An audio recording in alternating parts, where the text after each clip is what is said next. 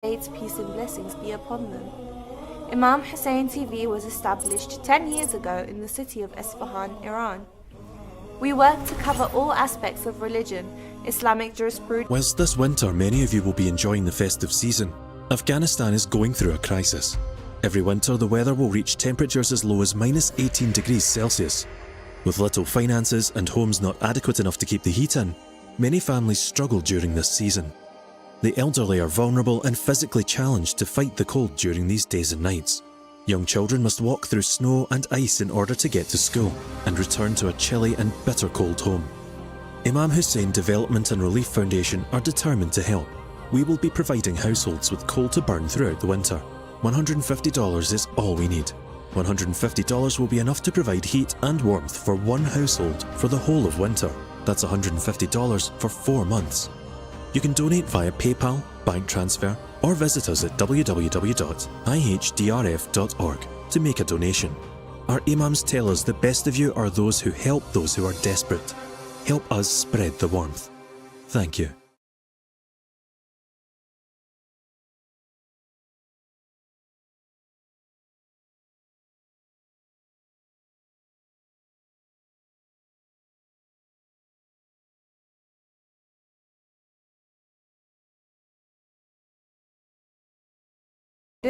Politics, philosophy, and many more, and aim to bring the public's attention to the righteous Islamic sect, Shia Islam. Our ultimate goal as a media group is to convey the interpretations of the Holy Quran, as well as the traditions and knowledge of the Holy Prophet and his progeny. May Allah's peace and blessings be upon them. We question our daily position, seeking answers and definitions. Get the queries off your chest with Ahkam SOS.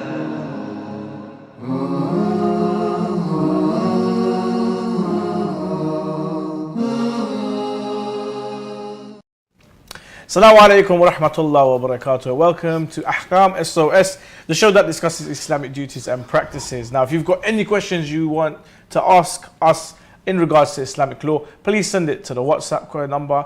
You can email us ahkamsos@imamhussain.tv, or alternatively give us a call 0203 515 0199. If you're watching on Facebook Live or you're watching on YouTube, put your questions in the comment section, and inshallah, technical team, they'll be able to send your questions to my iPad, and I will definitely ask the Sheikh. I'm your host, Muslim Shia, and joining me is Sheikh Ali Ma'a. Assalamu alaikum, Sheikh. Assalamu alaikum. How are you doing this evening? Alhamdulillah. Sheikh, before we begin, we'd like to send our condolences to the Imam of our time and also to the Muslim Ummah, that over the last few days we've been commemorating a great personality, which is al-Banin Salamun alayha, who was the mother of Abu Fadl Abbas alayhi salam, the wife of Imam Ali, giving 4 of her sons to Abu Abdullah al-Hussein, to the sacrifice in Karbala and so forth. Before we begin, just a few words please, Sheikhna, on this great personality, al-Banin Salamun alayha. أعوذ بالله السميع العليم من الشيطان الرجيم بسم الله الرحمن الرحيم الحمد لله رب العالمين وصلى الله على محمد وآله الطاهرين ولعنة الله على أعدائهم أجمعين. Well, it suffices for us that Imam Amir al-Mu'mineen Ali alayhi salam has given a great status to this lady by saying, before they get married, in the process of proposing this lady to Imam Ali alayhi salam, in which he asked Aqil to Aqil ibn Abi Talib to propose.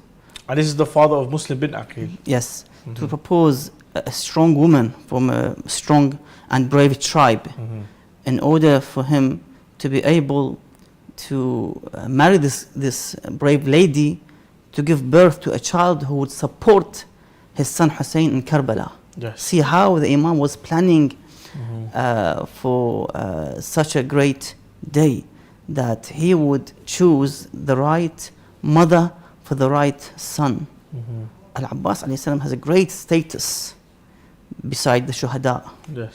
So the Imam alayhi salam chose al-Banin salamullah alayha, in which her name is Fatima bint Huzam, this great lady, to be the mother of Abu Fadl Abbas alayhi salam, in which he would support Imam Hussain alayhi salam in Karbala with this great sacrifice of bringing water to the tents of the women and the children of Ahlul Bayt alayhim salam, in which at the end he was struck and shot by arrows, and eventually became shaheed. So yes, she is a great woman, and she did not only lose Al-Abbas alayhi salam as sacrifice, she also gave her 3 other children, yes, or sons, in total 4 of them, who were being given as martyrs and sacrifice for the cause of Allah Azza wa Jal, and to serve in the riqab of Abi Abdullah al-Hussein in Karbala. Awesome. Thank you very much, Sheikh. Sheikh, let's kick off with the Instagram question, because we put up a video on Instagram and it was one of our Amiras there taking food from the fridge. It was halal sausages. Now, they had a halal certificate or halal stamp on the product. Here in the West, can we acknowledge, can we accept, can we trust these companies when they say that this food, this product is halal? We can accept and we can trust that yes, it is 100% halal according to our Sharia. If the source of this meat or these meats in overall is a Muslim butcher or the slaughterhouse is being brought from those sources, and you trust those sources, then of course it's halal to consume. I see. Sheikh, if a charitable organization gives us, that charity boxes and so forth, and then we put money in it, so it's collection boxes for the poor, we put sadaqah and stuff like that. Is it okay for us? For example, let's say that I'm on my road outside my house, I see a poor person. Is it okay for me to take money out of that box and give to that poor man, because obviously this money is for poor people anyway, according to His Eminence the Grand Ayatollah Sayyid Sistani? His Eminence mentions that opening those boxes is problematic, because you are actually dealing with a box in which you do not own it. It's there for you just to put money for donations and charity and so forth. So in order for you to open it and use that money for your own causes, you got other charity, let's say projects, I don't know, you have your own friends and family who are, let's say, poor and in need, and you want to pay them. This has to go through the main owner of this boxes and asks the permission from the owners of this box. In this way, the one can actually use them. Share questions coming in from our viewers. Is calamari halal? No, it's not. That's baby squid. You might have of course, seen definitely. It's not allowed. Yeah. Are men allowed to wear pearls? Good question. Are men allowed to wear pearls? What we have haram is the gold in oval and silk. I haven't seen anything to do with pearls. So. Yeah, but I think pearls are associated with ladies as it is. Yes. Pearl necklaces, pearl earrings, and so forth. You don't really see men wearing it. It's more of a feminine thing. So maybe we'll do a bit more research on that. Sheikh, in the Salat al-Janaza, the deceased prayer, for those who are praying behind the Imam, what should they do? Should they stay silent or should they read aloud? Those who stand behind the Imam and follow the Imam in Salat al-Janaza, they need to recite the takbirah with the Imam or after the Imam, and also recite with the Imam or after the Imam the supplication. For example, when the Imam says, Allahumma la na'lam minhu illa khayra wa anta a'lam bihi minna, you have to recite these. This is part of the namaz of janazah. You have to. It's not like the daily prayers in which if you stand behind the Imam and you have to keep silence and quiet when the Imam recites Alhamd and Surah. That's different. So in Salat al-Janaza you have to recite with the Imam everything when he recites. I see. Rather than just keeping quiet. Sheikh, another question coming in from our viewers. Can a mahram sit down in a family gathering and socialize? Well, mahram is mahram. There's no issue. But if there's a mahram and na mahram from the same family, let's say male and female cousins, for example, they have to make sure that there's no lust looking, with temptations, no banter and joking and laughing in a way that causes those issues. So they have to be very careful with this regard. Sheikh, hijab is one of the most important, you could say, aspects, attributes, traits of a Muslim lady and so forth. What is the aim and the purpose of hijab, especially that it's obligatory upon every Muslim lady? Initially, it's to do with honoring the personality of the woman.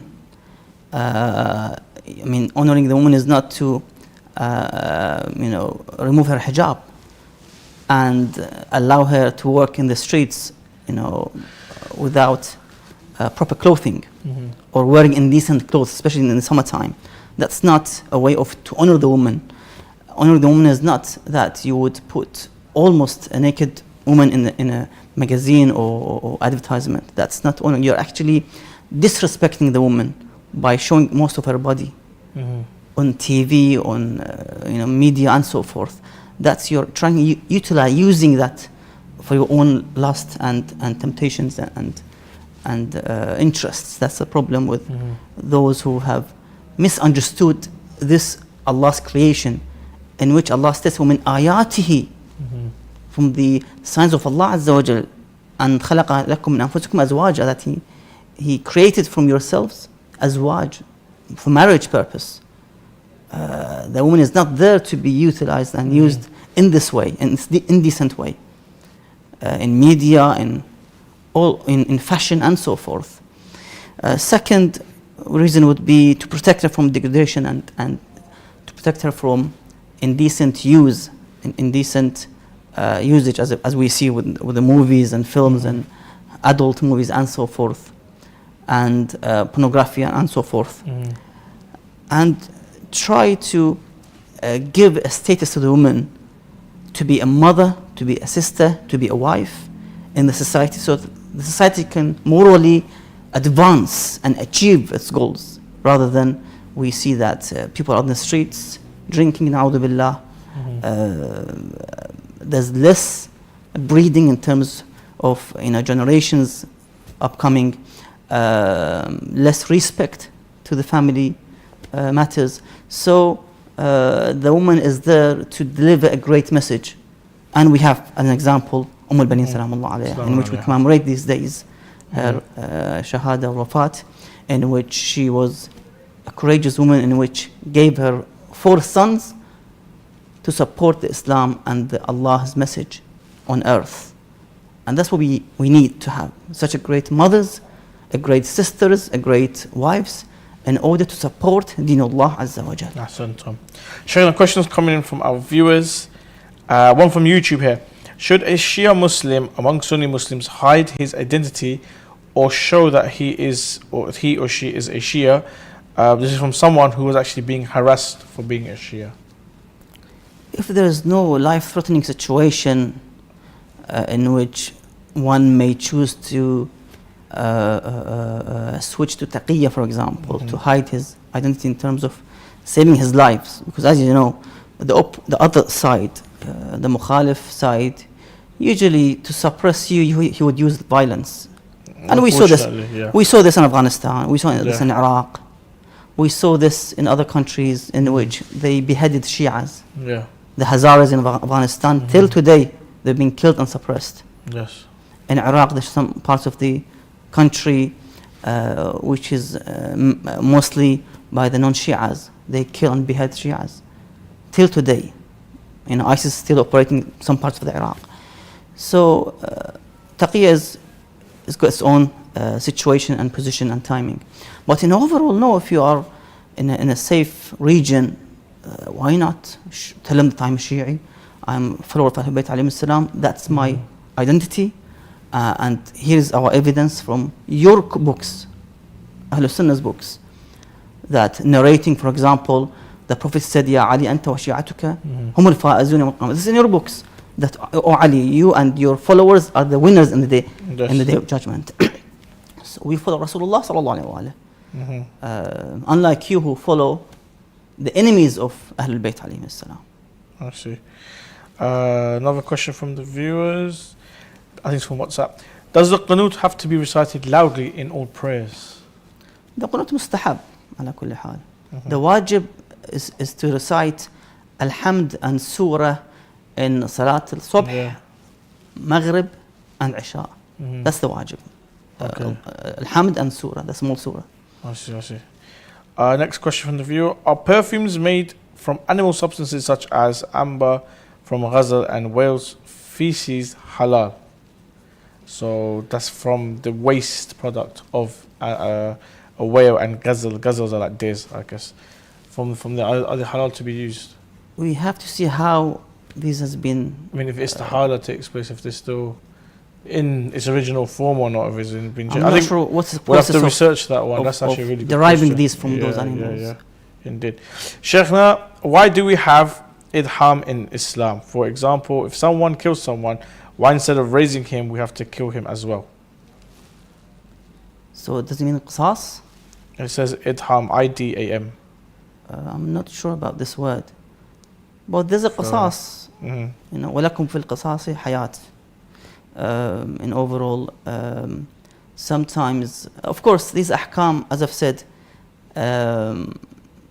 with nowadays it's difficult to implement, as I've said, because of many issues. But the qisas is there. I think what it means is execution.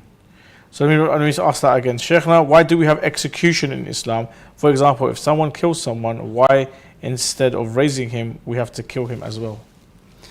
You see, I just give an example. When Imam Ali was struck with the sword of Ibn Muljam al-Muradi, eventually when the Imam became Shaheed, Imam Hussein killed this enemy of Allah Azza wa Jal. Because if they remain, they would kill more people. Yes. So to reduce more bloodshed, you have to anyhow to terminate that enemy of humanity. Yes. So sometimes you need to do that, to eliminate and reduce the enemy of Allah Azza wa Jal. Because if you keep him, he would continue, kill and kill and kill. So qisas is there in Quran, that it gives life to people. You save thousands of lives. So that's why you see we have such hukum. Of course, as I've said, there are conditions with this regard. Yes. There is, you know, instead of qisas, you pay diya or something to the family of the deceased, of the one who was killed. So you pay money on behalf. I see. So yeah, I mean, there is of course hikmah and wisdom behind this issue to reduce bloodshed. Sheikh, now let's go to our Shia Plus videos and let's see what issues we can resolve with our shabab today, inshallah. اللهم صل على محمد وآل محمد. بحول الله وقوته أقوم وأقوم. سبحان الله. Oh no, I forgot to do my tashahhud in the second rak'ah. Should I carry on? Is my prayer valid? Invalid? Okay, young Yasir there. Forgot to do his tashahhud in the second rak'ah and now he stood up. What is the ahkam? What should he do in that situation? What we have is the tashahhud al-mansi, the forgotten tashahhud in the second rak'ah. Okay. So if somebody forgets the tashahhud, when they finish the salah, after saying assalamu alaikum wa rahmatullah, he would or she would be in the same position of the seating and just recite the tashahhud again. Alhamdulillah, ashhadu an la ilaha illallah to the end. Allahumma salli ala Muhammad, and that's it. Okay. So tashahhud al-mansi, you do the qada after I see. the end of the salah with two sajda sahu. MashaAllah. Sheikhna, is it permissible to study in a mixed environment, men and women, even at this time of sedition? From the opinion of His Eminence, the Grand Ayatollah Sheikh Bashir al-Najafi. The Sheikh mentions that Islam doesn't prevent the individual, both male and female, to study and to progress and seek knowledge. But this needs to be within the boundary of the Sharia. In terms of the sisters, they have to observe the hijab, for example. For the brothers, they have to lower their gaze and not to look at the opposite gender lustfully and so forth. So they, within the boundary of Islam, that would be fine and okay. Sheikhna, can a man or a woman who is in the state of janaba read the Quran? From the opinion of His Eminence, the Grand Ayatollah Sayyid Sistani. The Sayyid mentions that yes, they can actually read, but when it comes to the verses of the wajibul sujood, yes. In Surah Sajda, So Sajda, Surah Najm, I think it is. Najm, So, which is one, Fussilat, Bismillah, Iqra, Bismillah, and Al-Alaq. Yeah. Alaq, Surah These Alaq, four yeah. surah in which they have the ayat of Sajda, Wajib.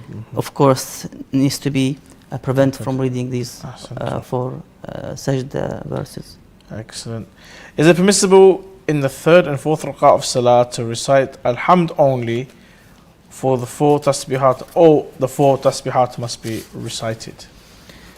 Yes, the one has the option between reciting the Alhamd plain without any surah, or to recite Tasbihat Arba'a, Subhanallah, Alhamdulillah, wa la ilaha illallah, Allahu Akbar. The garment that is given for clothing the pauper as part of the kafara, what type of clothing should be offered? I mean, the one in which, as Penom, as Urf states, that it should be something that they can wear. Trousers, for example, jackets, and so forth. Something that suits this individual. Sheikh, there's some questions coming in from our viewers. Assalamu alaikum, Sheikhna. Assalam. If a Shia doesn't believe in Ya Ali Madad or Ya Rasulullah Madad, does he still remain a Shia? Of course, the one should speak to those individuals and to convince them with evidence rationally from the textbooks and so forth, from the hadith, for example, to prove to them that, yes, you can do so. There's no issue with it. Sheikhna, will we still be punished in the grave even after Tawbah? Allah Azza wa Jal, if somebody sincerely repents to Allah Azza wa Jal with istighfar, and he practically would basically repent, then Allah Azza wa Jal is the Ghafur Rahim. He's merciful. Ar-Rahman, Ar-Rahim. Ar-Rahman to the whole world, and Rahim specifically to the mu'mineen and believers. Rahma khassa, special rahmah in the hereafter. Sheikhna, in terms of seafood, this is from WhatsApp. In terms of seafood, is mixing of food between haram seafood and other food permissible to eat?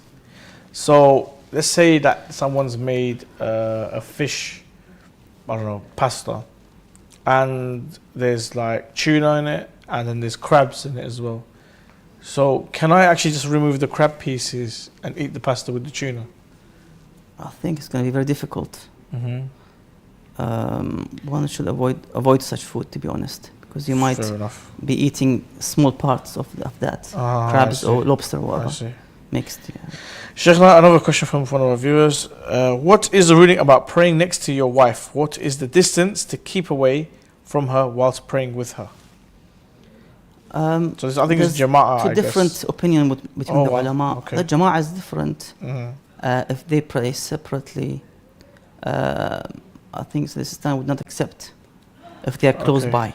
I see. Unlike Shirazi would say that it should be okay, the salah should be okay. So it's fair enough. One should avoid it if he doesn't follow. Fair enough. Sheikhna, a question from one of our viewers. Why is slavery allowed in the Quran? Because slavery was before Islam, and to demolish slavery rules was so difficult because economy was based on slavery. So Islam gradually came by the means of paying kafara to free slaves. You can see in the Ahkam of intentionally eating your fast, breaking your fast, to free the slave, one of the options, the very first options. In other acts in which, again, kafara, penalty, to free a slave. Ahlul Bayt used to buy slaves and free them after a couple of months or year, after educating them, teaching them, guiding them. So Islam gradually came and removed the slavery from the humanity. Eventually, Islam tried its best to give the human the freedom as a result. As Imam Hussain states on the Ashra, "Kunu ahraran fi dunyakum." Be free in your life and do not be slaves of your tyrants and masters, because those who came to fight Imam Hussain, they were slaves of the tyrant, of Yazid. to kill Imam Hussein to get something, few pennies in other words. So Ahl Bayt mission was there to free humanity from slavery, all types of slavery, except being slave of Allah Azza wa Jal, Abdullah.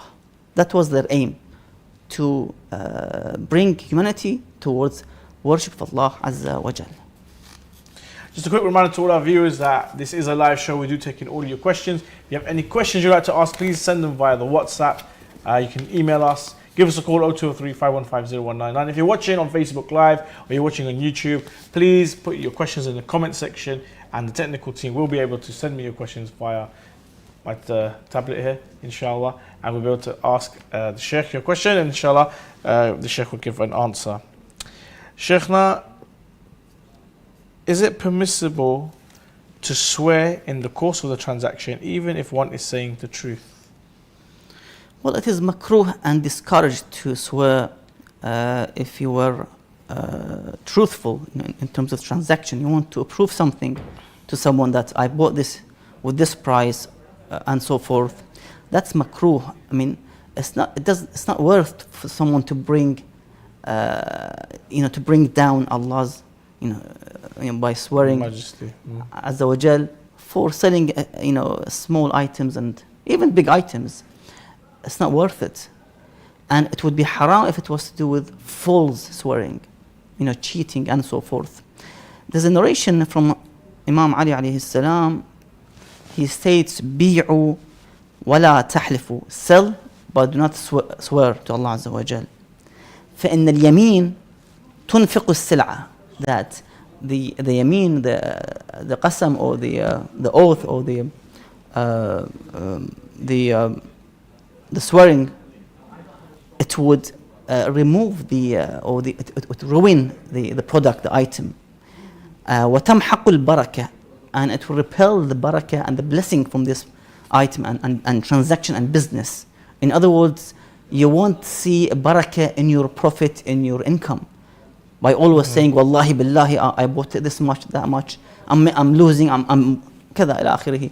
So the one should be careful with this issue, that they don't use Allah as a qasam, as an oath in their transaction. Sheikhna, if one wants to calculate, if it is sufficient if there is widespread knowledge that the fish is caught using common permissible means?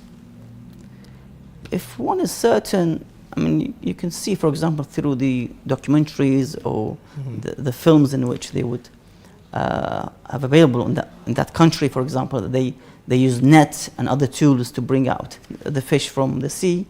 That should be fine. Sheikhna, question from one of our viewers. I wish to work with homeless people, but it's a mixed environment, Muslims and non-Muslims. I want to work in the soup kitchen. Can I? There's no issue if haram is not involved in your work. So I think the main thing is that if it's a sister that's there, she observes the hijab, and that while she's there also to keep everything professional. Obviously you're dealing with homeless people, which is quite sensitive anyway, but you're working with other colleagues and so forth. So maintain that professionalism. Make sure you stay in your hijab, Exactly. and also make sure the food you're serving hasn't got pork or alcohol or anything like that in there. Otherwise you're going to be in a lot of trouble. Sheikhna, if gelatin is named on a product and a vegetarian sticker is provided, is it allowed to be consumed? Yes, because we have animal gelatin and vegetarian gelatin from recently. plants. Yeah. So yes, if it's a vegetarian, then it's halal. There's no issue with it. Ahsantum. What is the ideal government in the view of Islam? Because capitalism and communism is not working. You see, So an Islamic government, I guess, is probably ideal, but that's with, Sheikh, maybe you can elaborate, because we have great theories of politics, especially from Sayyid Muhammad Shirazi, Hafidullah, Rahmatullah alayhi, who's passed away. You see, it's a long issue to be debated and discussed. We can't just talk about in a few seconds or minutes. In general, the Islamic system or government should follow what the Holy Prophet ﷺ did, and also Amir al-Mu'minin in his leadership. We don't want exactly, I mean, we can't really say we need exactly how they followed. We have to do our best to implement the rulings of true Islam, the way in which Imam Ali salam has governed, and the way he spread and gave away the Baytul Mal.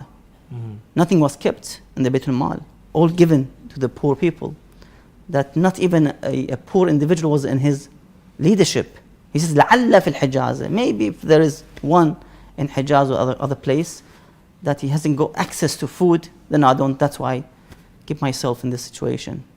So if we have such a system, of course, ahlan wa sahlan.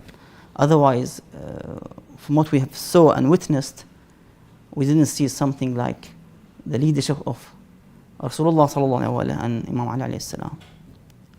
Sheikh, a really good question here from one of our viewers. Assalamu alaikum, Sheikhna. Is there exorcism in Islam? For example, when it is believed, believed that one is troubled by the jinns. Now, Sheikhna, exorcism from Western, like you say, from like Christianity and I'm not sure if Judaism actually debates or actually has a little conversation on exorcism, but removing evil spirit or a jinn or anything that claims to have possessed the person, the individual. I mean, as far as I know, especially when it comes to Shia Islam, there's no such thing as exorcism. There's no such thing as a jinn going inside someone's body and possessing them and making them do things or say things or taking over their mind and so forth. But yeah, please, Sheikh, would you elaborate with Islam, with especially Shia Islam? Do we have anything like exorcism? Not really. We don't have such a thing. I mean, what we have is the mess or whispering in somehow, because the shaitan has no authority over the mind and the body of the individual. Yes, there's a mess, there is a whispering and so forth. And of course, we have many types of treatments with this regard, as one of them is the going back to the physician and the doctors with this regard, mental, psychiatric, and so forth. And we have also ad'iyah with this regard, holy verses to be recited. I mean, all types of treatments should be used with this regard if somebody is in this situation. But yeah, we don't have such thing that the jinn controls one's mind and body and movements. No, we don't have such a thing at all. Thank you very much, Sheikh. Sheikh, a really interesting, we need to help this person out here. It's from the WhatsApp. I went to a creperie house. So crepe, the pancake type things that they do. I went to a creperie house and they used a hot plate to bake the crepes on. A previous customer, okay, so that's what they cook it on, the big, we call it tawa in our language, the big black plate that's used to cook things on. A previous customer requested rum on their crepe and some ended up spilling on the hot plate. Am I able to eat crepes from this hot plate? Also, can we consume foods that small amounts of alcohol in the ingredients? Initially, if rum is an intoxicating alcohol, then of course it is haram and najis to consume, impure. So it would of course make that plate najis and impure as well, in which you can't consume anything that is cooked on that plate, because it's najis, and especially if some particles are there. Of course, you're going to consume few drops of that alcohol as well. So you have to prevent from consuming that. And what about the second half of the question, Sheikh? When the person mentioned sometimes there's alcohol in the food. It could be very, very minute. Not that it was added. Sometimes it's added. Sometimes just from cooking, it just appears. And it may be very, very minute, 0.001% or something like that, 0.01%. What about in that situation? No, if you know that they have added alcohol, you have to prevent from consuming, basically. If you know. Otherwise, everything is halal unless you're sure it's haram. To prevent from. Or everything is tahir, is pure, unless you show that it is not. I see.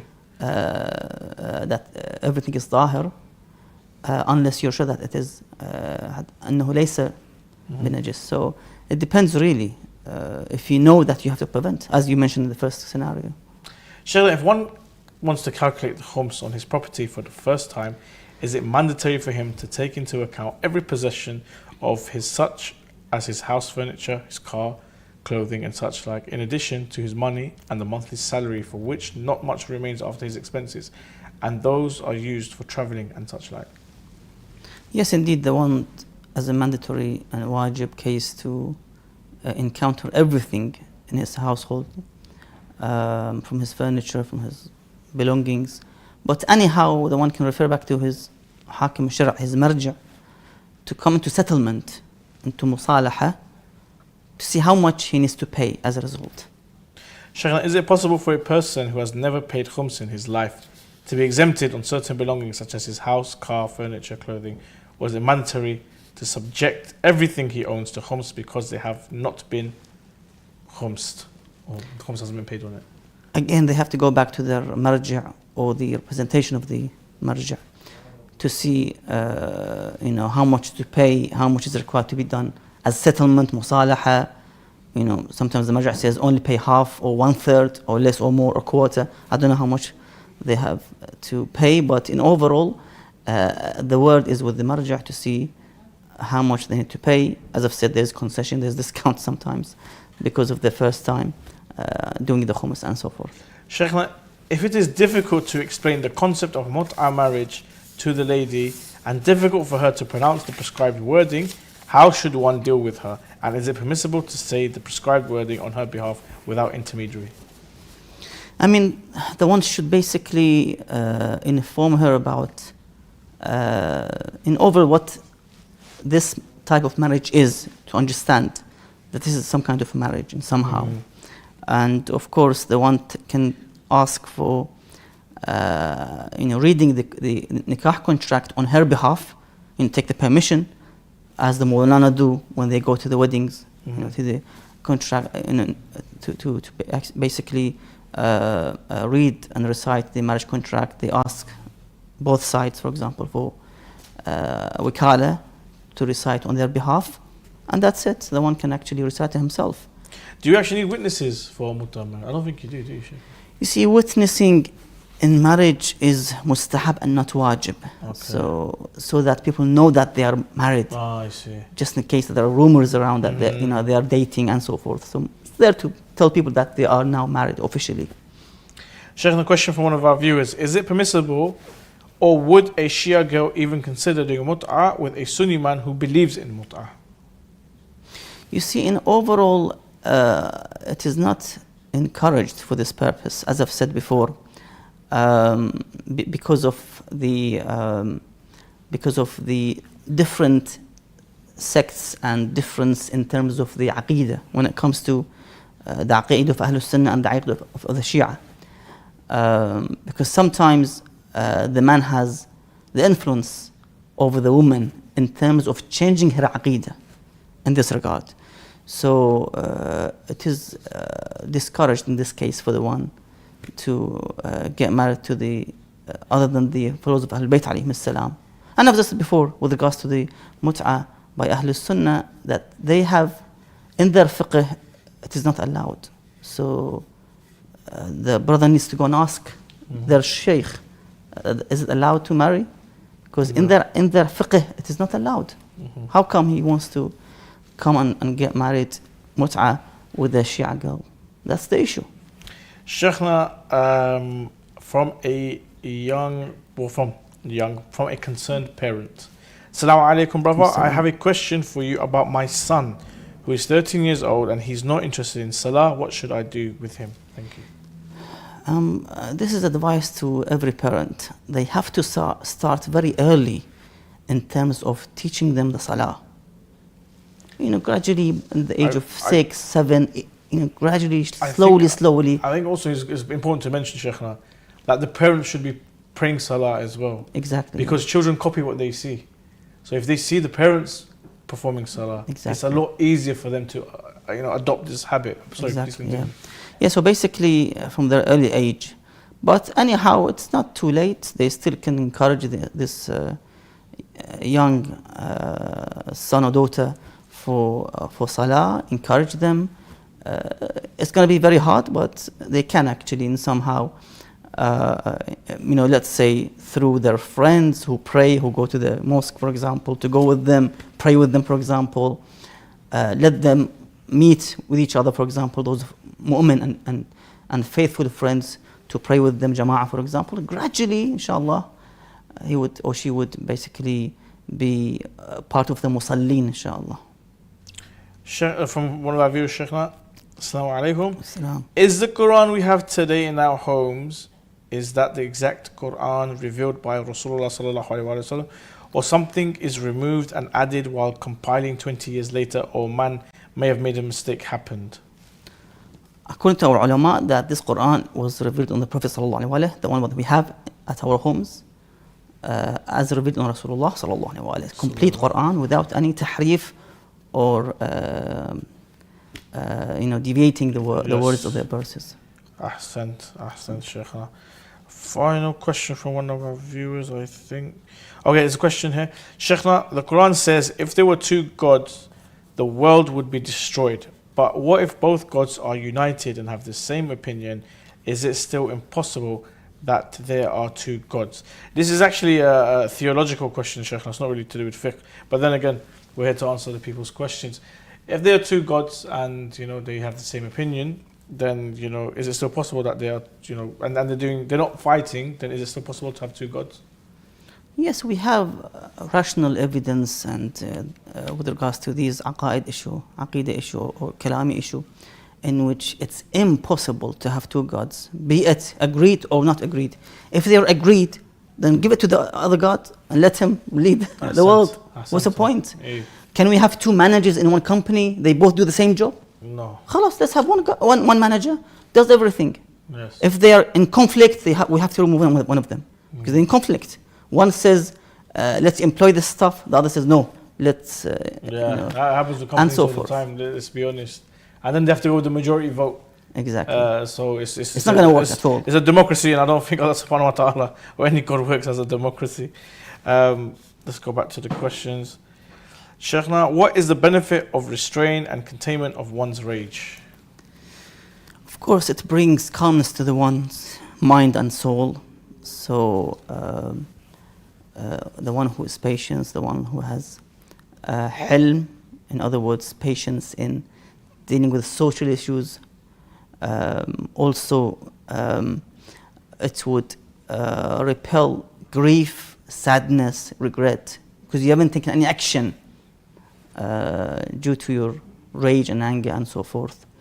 And a hadith from Imam Sadiq alayhi salam, he says that a man came to Rasulullah sallallahu alayhi wa and he said to him, give me a complete advice, jawami'ul kalim. So Rasulullah said to him 3 times, لا تغضب, لا تغضب, لا تغضب. Don't get angry. 3 times. So the man said that I've got, all the khair. I've got everything. I'm not going to ask about anything else. In other words, getting angry and the rage and so forth would be the key towards all types of miseries and anxieties and calamities. So always let's incline towards the peace and respect and calmness. Thank you very much, Sheikhna. Thank you to all of you for joining us on this episode of Ahkam SOS. If you sent in a question, we didn't answer it, I do apologize. We were bombarded with questions today.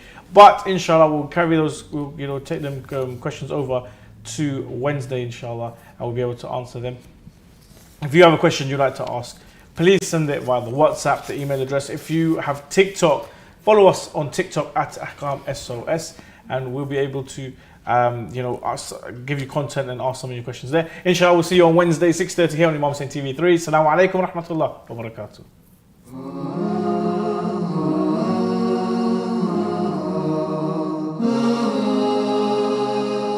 We question our daily position, seeking answers and definitions. Get the queries off your chest with Ahkam SOS.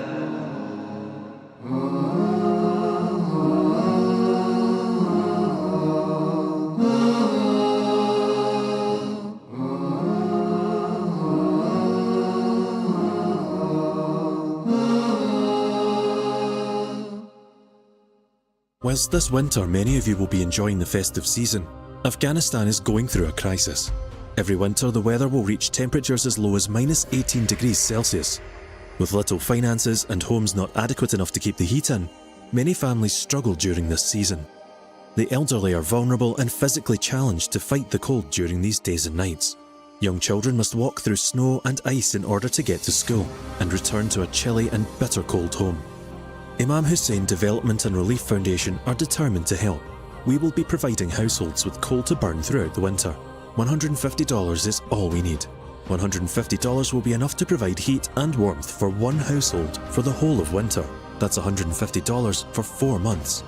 You can donate via PayPal, bank transfer, or visit us at www.ihdrf.org to make a donation. Our Imams tell us the best of you are those who help those who are desperate. Help us spread the warmth. Thank you.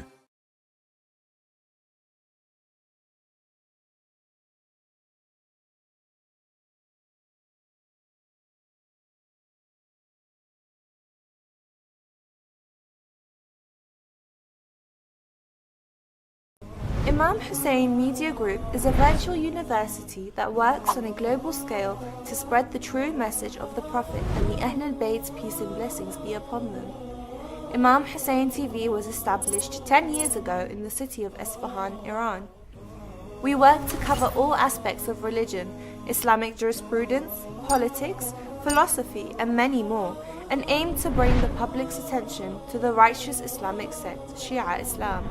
Our ultimate goal as a media group is to convey the interpretations of the Holy Quran as well as the traditions and knowledge of the Holy Prophet and his progeny, may Allah's peace and blessings be upon them. Our objectives are to protect and safeguard the Shia youth from the destructive impact of immoral ideologies, standing up against injustice by documenting the oppression of Shia across the globe, as well as encouraging peace and unity amongst the Muslims. To reach our aims and serve the Muslim Ummah, we require a budget that would cover all the expenses for our productions, allowing us to work on different projects. Imam Hussain Media Group is a crowd-funded project. We have no sales nor do we charge for our services. We solely rely on monthly payments, financial contributions, donations, religious alms, and generous gifts. The expenses of each production varies depending on the type of project and the style of filming. There are many elements to a production that requires time and capital. The producer must analyze the costs of the venue hire, equipment, transport, feature fees, set design, staff support, and further additional costs. The Holy Prophet, peace and blessings be upon him and his family, narrated, "The best of people is he from whom people benefit." It is up to you to help the Muslim Ummah come together and help guide the youth in remaining on the correct path of Islam. To take part in this global conquest and to spread the message of Imam Hussain, peace and blessings be upon him, please visit www.imamhussain3.tv or give us a call on +44 0203 515 0199. You can also contact us via WhatsApp, Telegram, SMS, or even email us on donate@imamhussain.tv. Let's work together hand in hand to elevate the faith of our Shia youth today. IHDRF is proud to announce the launch of its app, Sadaqah. Sadaqah is a modern, easy, and interactive way for you to pay your charity. Your Sadaqah can be transferred instantly and directly start helping orphans. Furthermore, you can donate to different projects such as clothing orphans, supplying clean water, heating fuel for the winter, and feeding the hungry. When you pay your Sadaqah, it will be used to feed, clothe, and school orphans. Our app is accessible via the App Store and Google Play Store. Download today and pay your Sadaqah.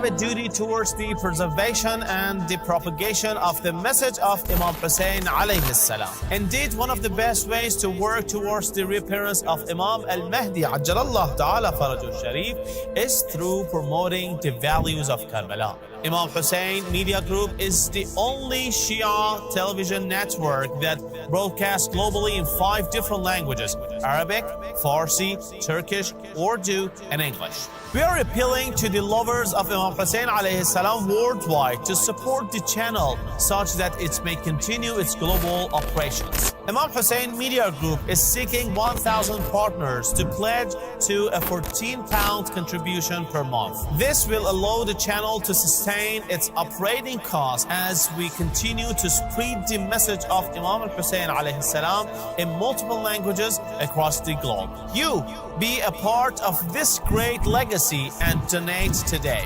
You can pledge in two ways. www.imamhussain3.tv/donate will take you direct to our donation page where you can pledge monthly. Or you can call or WhatsApp us on 0044 793 9917 Imam Hussain TV, your gateway to Karbala.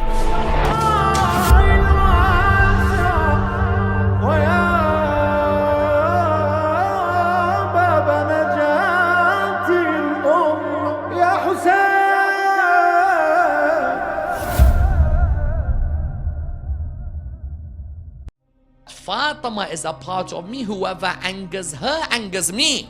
Sayyida Fatima